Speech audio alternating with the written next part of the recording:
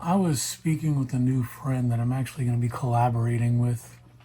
It's a really cool dude, Darren, in Australia. Shout outs to you, brother. He wanted me to talk about this inner peace deal because he had asked me. Actually, I'm learning some energy healing, more like energy focus, getting in tune with myself. And it's just been a pretty fun and amazing journey. And I shared my podcast with him, and he was just like, you ought to talk about this inner peace thing because he had asked me, he's like, hey, if there's anything that you can share with anyone, you know, like a key thing that's really important to you in your life, what would that be? And I was like, inner peace. And he was like, you should talk about that. And I'm like, okay, well, thanks for sharing with me, or actually helping me point out what the next podcast should be about. I think I'm just going to include this in my journal as well because it's pretty important to me. I have been through a whole lot my entire life. This past year has been just a hell of a ride. For anyone that's familiar with who I am personally, friends, family, new friends, acquaintances from my support group. I go to this men's ADHD support group twice a week, and others. People have seen me in the podcast and such. You've heard that I've been through a lot, like a breakup that really broke my heart. That was my choice, my doing. I'm not blaming it entirely on this, but really lost myself when I started going through some neural issues. And the combination of that and the drugs, being diagnosed with neuropathy, all the symptoms, it was all really hectic. Not being able to work, renouncing my privilege of driving. I'm not living in my own place, which I'm not complaining about because I love living with the people that I live with. Shout outs to my daughter and her husband. They've been really good to me. No money. And really just been, for a minute there, I was swimming in a very, I guess you could say, open space, just days melding together. I had no direction. Only direction I had was trying to keep sane. That's a really hard task for anyone, in this lifetime. The situation that I'm in is not, it's unique to myself, but it's not so unique that there aren't others going through similar things. And I could never dilute what other people are going through for the sake of my own. Life is just generally hard. I got to a point where I started to tell myself, I got a choice here. I've been through some stuff and I've been able to bounce back. And that was really the choice. It's like, what are you going to do with what you got right now? Are you going to dwindle? Or are you going to fight back? And thankfully, I've got strong parents and a sister. And the only answer that could be real to me was fight back. My mom, she's a cancer survivor and she's strong as hell. I love her to death. She's a fighter. My sister, she has neuropathy as well. She has been dealing with it for, I want to say, 13, 14 years. Another fighter. And I was not happy. I was not satisfied with being the one in the family that is not a fighter, because in memory of our father, who he was a Marine and Army, Air Force man. Like he did 3 branches throughout his life and a number of other things. A very accomplished man. We learned to fight through him too. So I figured the first thing to do was tackle the body, right? Because inner peace, there has to be a recipe to it. It's not just one thing. It would be nice if it was that simple, but life is comprised of many experiences, like challenges, there's aspects, all kinds of things. So I figured that the best thing for me to do is try to do the best with my body. If I'm not feeling right physically, then of course it's always going to be a problem. And with a chronic illness, it's not always easy to overcome. There's a lot of people that are in far worse condition than I am, in terms of pain, in terms of symptoms, in terms of fears, because I know when I was going through seizures a lot, that I thought I was going to die very soon. So there are things that are looming that can be in your mind that can really, really, really be fearful and cause mental and emotional distress. So I figured if I started with that, that would be the best place to start. So I started working on what I consume. Really going after the information was best. So I found 3 sources that were very important to me, which I'll include. I'll make sure it's available. And I may not agree or feel everything that's being said, which it's very minor in the things that I don't agree with, but it starts with Dr. Berg, Dr. Aldous, and Gary Brecka. There's a few others that are part of this whole thing that I'll mention here along the way, whether it's now or later on. These are the 3 main ones that I stick to all the time. The reason why is because they provide really insightful information, the kind of information that I feel one can truly value, because it's not just saying, these aren't like diet fads and exercise fads and things. This is medical science, right? We tend to trust doctors, and not to get into that whole spiel here right now. We do need doctors, but what triggered this whole thing was when Dana White was saying, if you need surgery, if there's something big going on, of course, go ahead and seek a doctor. But when it comes to your actual general health, don't deal with them.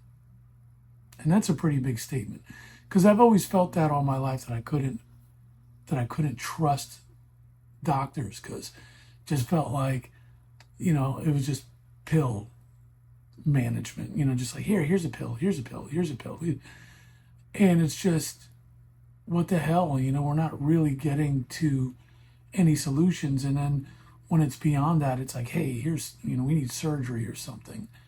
I just felt like I was always helping a doctor take vacations or help their kids buy cars or college tuition. And it's annoying.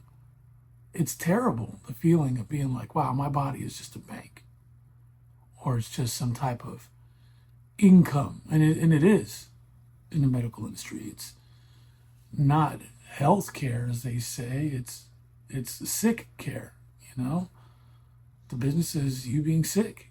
With this rolling around in my head, I started to get into the information, and it all starts with what I was consuming. So I started eliminating a whole lot of stuff from my diet, and it wasn't easy. It took a few weeks to get used to some things, because when you're used to eating, cheeseburgers and fries and Oreo cookies and all these things, your body has, a knack for this stuff. Sugar and sodium and high fructose corn syrup and certain chemicals that wind up in your body that it just, you wind up getting used to. It becomes a type of addiction. And then when I started understanding the effects, then it became apparent to me that, hey, look, I need to make these changes. As much as I'm not going to enjoy this food in the beginning, I'm certain that I'm going to be able to find something that fits my palate that is going to be more than agreeable, that I'll actually enjoy, which I have. I started with that. With neuropathy, considering that there's a whole lot of physical symptoms, like his pain, discomfort, and things like that. I had to, I love to exercise, but it gets very difficult. So I started doing more research, and it just started making sense that, one thing that was key, that was really key to me, was Schwarzenegger had said, and even Bruce Lee.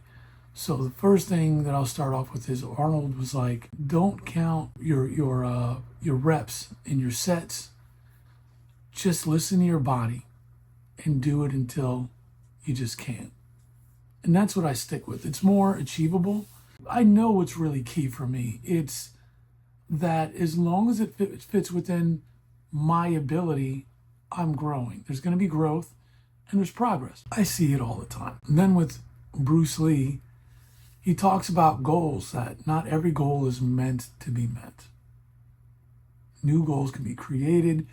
You shift, you start with one. That one winds up fading out. That's okay because you're on your way up. And whatever strengths and positives that you get on the way to the initial goal, it can morph into something else, transition into something else. And then you just keep going. It's growth. And it's being calm and forgiving to yourself and being persistent on the road of growth and progress. So when it comes to the exercise, I did things that fit within my ability. I can't really do a whole lot of weightlifting at all. If I do, it's got to be very minimal because the weight just, it's not like how it used to be. It affects me. So I started using the workout bands. I bought a really nice set, and just to bullet point that, I can do it anytime, anywhere. I could be in my creative seat at my desk there, my little mini mobile desk, and just have at it whenever I want. I could be in bed watching TV, and whenever I feel that my body can tolerate the effects of working out, because it does affect me, then bam, I can go ahead and squeeze it in, and I call it micro bursting. I'll get in there like boom, boom, boom, boom, boom, boom. It's just like my creative stuff. I do it when I feel well enough, because I often don't. With that started bringing changes to my physicality, bringing more energy, a little bit more resilience. I haven't, thankfully, had seizures in a couple of months, roughly. So there's been some positives that go along with it. Then I wanted to tackle my mind and my emotions. So I started pursuing things that were really going to help me in these aspects. Like maybe I wanted to really feel depth in it all, is really what it was. Because with the depth, it brings a drive and a motivation, because it winds up being something that I guess I get hooked on, something that becomes endearing, that I really want to be a part of my life on a regular basis. I wish I could say daily, but I'm human and I have ADHD, so I incorporate it into the majority of my week. I have had an issue with technology here recently, getting burnt out, because I've done tech support for major companies such as Apple and Spectrum, and the support side of it got me burnt out. But I've always enjoyed the creative aspect of it. It's just, you combine that along with troubleshooting your own shit. For some people, it's they can keep going with it. It just burnt me out. I was like, I don't want to do this anymore. But that's changed. I pursued that whole gig again with getting into creativity and then getting into tech and finding what I really do enjoy of it. And even though I'm doing my best to be a creator, I'm not really out there. I'm not, known. I'm not making all these clicks. It doesn't matter. I'm still doing it. It's humbling to me. It's been fun. It's a good thing. So I've been pursuing that, and that brings in knowledge, and then also getting more into understanding my health, with my body, reading things that have to do with what may help with keeping me up, energized and strong. So that for me is taking care of my mind in a way, and then getting into understanding like my internal energy. And that's where my friend comes into play. Started off as acquaintances, someone who's guiding me. We've become friends, really awesome dude. And we had a pretty deep talk yesterday. The conversations get deeper and deeper.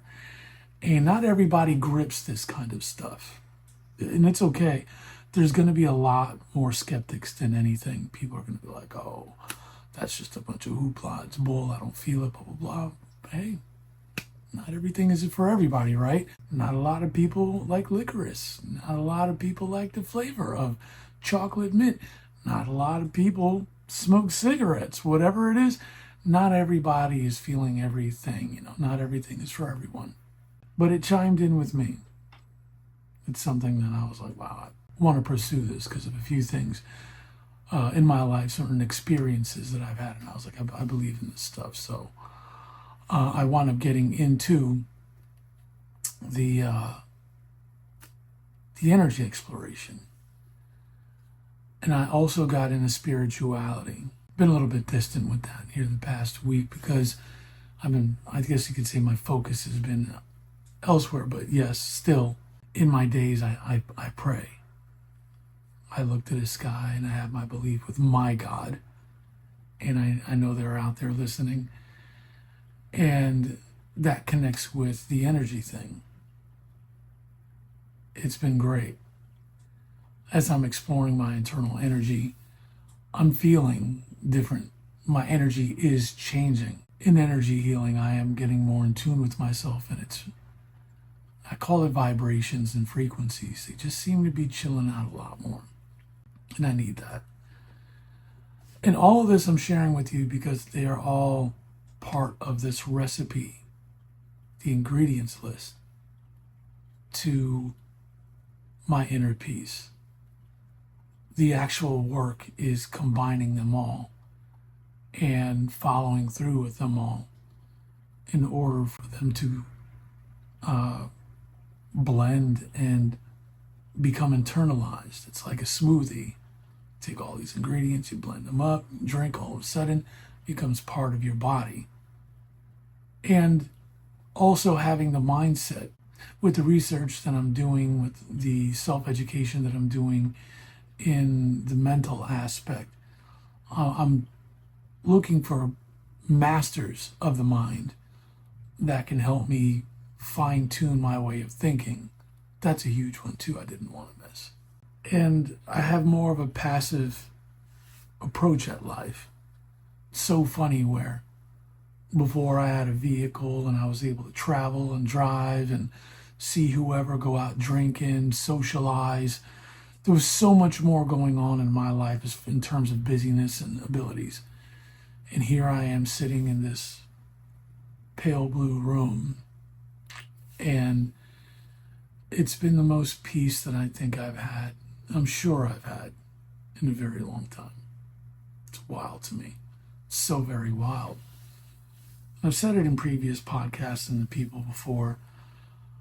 I see other people that have more, and there's no digs, just they do. It's just like my past self. I had more going on too. Here I sit with so far less, and I'm humble. I'm good. I'm enjoying this. I'm mastering something that I've been wanting to master, and it's crazy how an illness, chronic illness, has put me in this position, and I love it. I've said to people, maybe the best thing that could ever happen to me was this chronic illness, because it broke me, like a horse getting broken in. I finally was able to calm down, and now I'm absorbing things better, I'm doing things better, I'm feeling better, thinking better. Is it perfection? No. I have my moments, but they're very brief, and they're not as extreme or heavy. And inner peace, it's become so huge to me, especially for young people. I don't believe that it's very apparent. It's very, it's not something that we consider. I read something the other day that talked about life doesn't really begin until you're 40, and I'm 47. I kind of think to myself, I got ADHD, and it's like they say also about that, we can be up to 15 years behind as far as the growth space has to go, maturity and all this other stuff. But I'm forgiving to myself. I'm kind to myself. I'd rather be here and slowly get to where I need to be than to not have arrived at all. There's some people that I see out there that just, I don't believe. I'm like, they have the ability, but I don't believe that they'll arrive at the doorstep of inner peace. And I'm sharing all this with you because this is my version, but what is your version?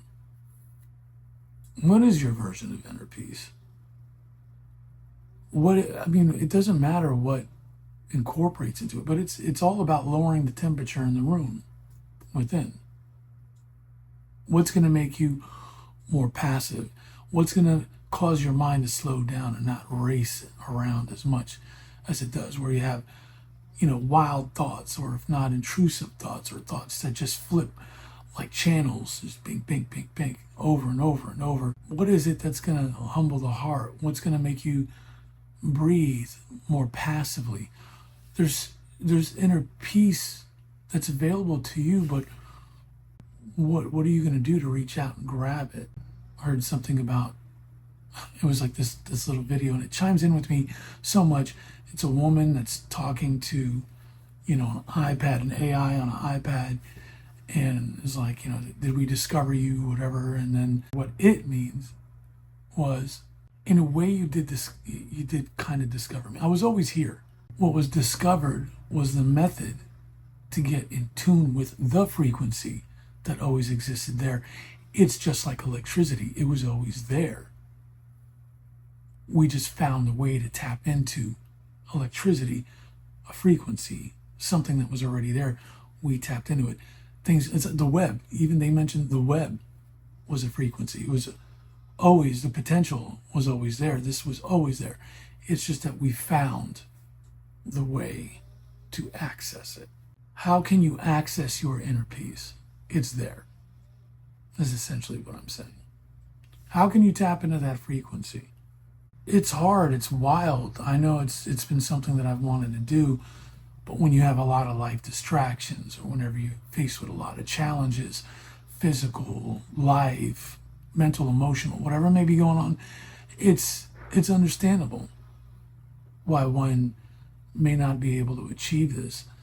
I've always told people sometimes it takes some kind of tragedy to happen, an instance of tragedy, and then we change, for better, for worse, but for the better aspect. It's like, yeah, we don't want to wait till we're sick, or someone dies, or there's some kind of crisis in our life that forces us into it. When we get there, we can appreciate it, but why are we waiting? Really take a moment. I believe that when you sit and you write, something that I've not done until recently, you really get to dissect yourself. I've never really been into journaling, and it's not something that I do every day. But on occasion, especially when I'm distorted, I find that the universe asks me somehow, some way to do this. Like my friend, he asked me, he was like, what's your mission? What's your story? And it goes along with this Tony Robbins thing I experienced just a couple of weeks ago. Write your new story. That's going to help you. Your old story is behind you. Just forget about it. Disconnect from it. We learn from the lessons and all these things, but if you want something new, write it out.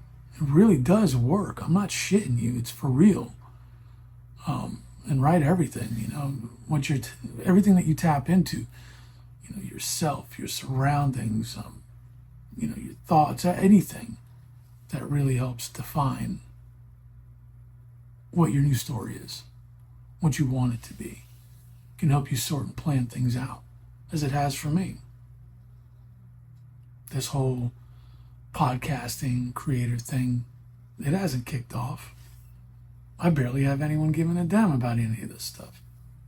But I expect it to catch traction in the future. I'm working hard on it now so that way I can, reap what I sow later on. I know it's coming down the pipeline. I just have to keep at it every day. And that's part of the recipe and the game plan and the story, and the mission that I'm on. But what is your inner peace? What are the tools in your utility box? What are the things that are going to help you get there? And are you willing to adhere to them? Are you willing to commit yourself? Are you willing to give it a strong try and opportunity? It's like boot camp. Soldiers, especially the elite, they push themselves to become what they eventually become, Navy SEAL or some type of black ops, who knows, just the elite. And they strive for it, they're hungry for it. Are you hungry enough? Are you going to be on top of it? What methods are you going to be using in order to achieve? That's the important question. Are you dedicated? And how will you stay motivated? You have to stay on top of it. It's something that you need to remain driven for. And what are you going to incorporate in order to make this happen regularly? If not daily, at least every other day. It's got to be things that resonate. They resound. They fill you up. Find those things. And don't allow anyone, like I said in my previous podcast, don't allow anyone to control your narrative. This is you. The better that you become, the better that you become for yourself and other people. Maybe they may not understand it initially. Maybe it's a conversation, a kind conversation that you have to say, I need this for me. Why?